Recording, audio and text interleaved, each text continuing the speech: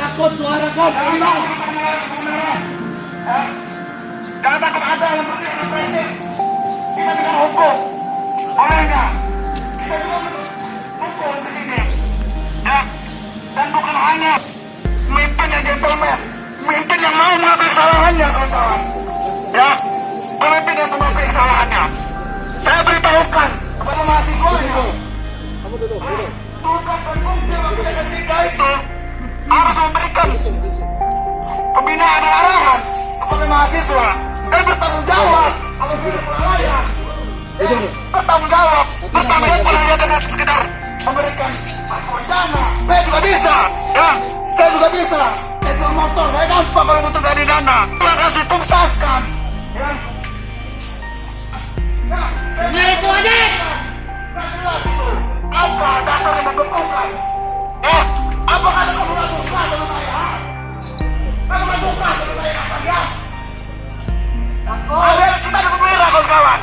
Tapi entah gimana prosedurnya ya. Dia tidak inkonstitusional. Hidup mahasiswa. Hidup mahasiswa. Bekukan sama dia.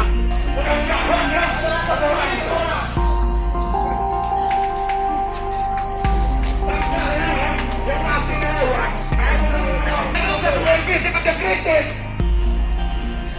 Ketika mahasiswanya itu beri slogannya. Ya sosokan, ya. Sosokan. Pasti apanya?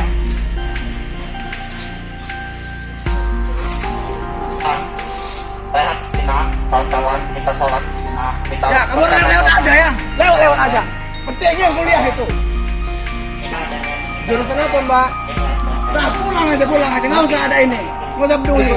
Ini adalah mati, ya. Pulang aja, kita lihat tapi kamu. Aksi hari ini apa sih akan kita tentukan?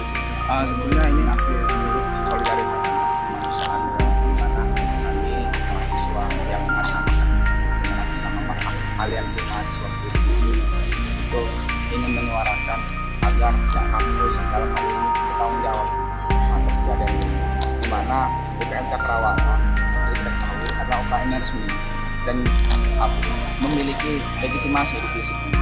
Nah, tapi dalam beberapa kesempatan pihak kampus hanya memberikan statement bahwa akan dibekukan jika terbukti memang ada hal-hal yang melanggar di luar SOP. Ya. Sedangkan udah jelas-jelas ini menelan korban jiwa.